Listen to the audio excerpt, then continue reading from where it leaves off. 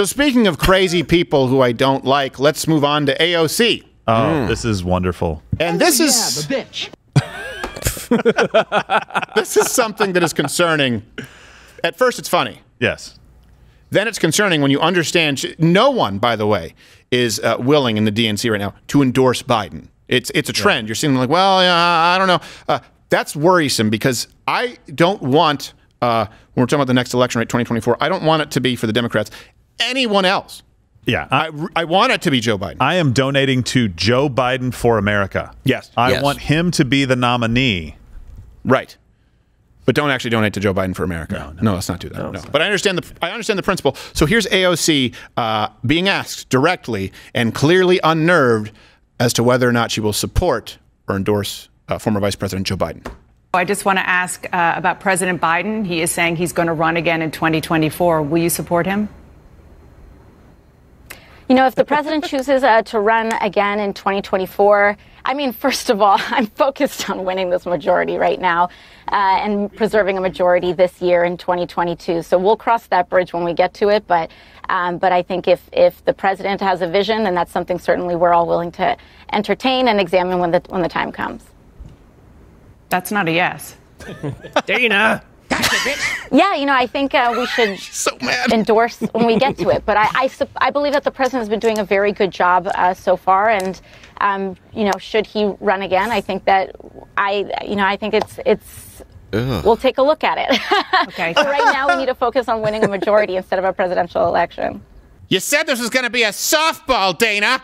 Yeah. By the way, you don't win a majority when you already have a majority. It's called maintaining the majority or expanding. Well, Gerald, the thing is, she's retarded, and she says we'll cross that bridge when we come to it. That's just like we'll cross that bridge when we come to it. Well, because endorsing Biden is the bridge over River Wye. I guess that's what's happening. So I can't blame her.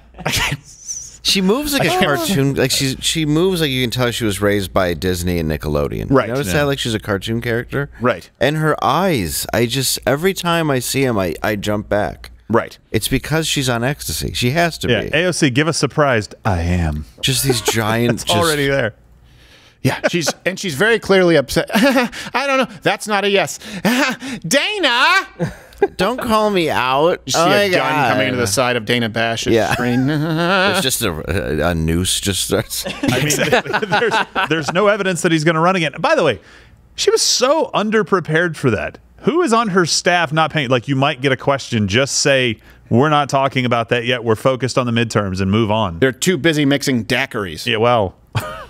I love that they didn't prepare. Don't get me wrong. That was wonderful. Well, this is the problem. We've talked about this with off on DUIs. Right. Yes. Yeah, well. Sorry. The left. This is the problem with is they don't fear any kind of accountability. So in the rare instance where, and they didn't have a meeting. This is the problem. They didn't have a meeting. I guarantee you, Dana Bash wouldn't have pressed her if she knew that it was going to be a problem. Right. But they didn't have a meeting here as far as when we say softball, do we mean no follow-up questions? And unfortunately, Dana Bash was just trying to give her the opportunity, saying that's not a yes because she thought.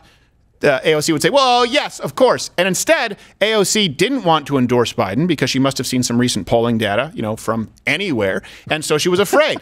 She didn't want to fall on that sword. Dana Bash didn't really know. She thought she was teeing it up for AOC because they are used to being teed up. Trust me, when you think that there are these people who are experts, whether it's in media, whether it's in academia, whether it's often in science or politics, we've talked about, how when you're an adult, when you're a kid, you think that adults all know what they're doing.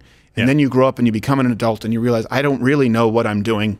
I know what I'm doing a little bit more than a 6-year-old, but I don't know what I'm doing nearly as much as I believed other adults did when I was 6. It's that only more severe with the experts, particularly in areas like politics and education, areas where there's no actual profit bottom line, where someone can look at numbers on a sheet and say, okay, this either worked or it didn't. That's what you just saw happening there. Watch Louder with Crowder live, Monday through Thursday, 10 a.m. Eastern.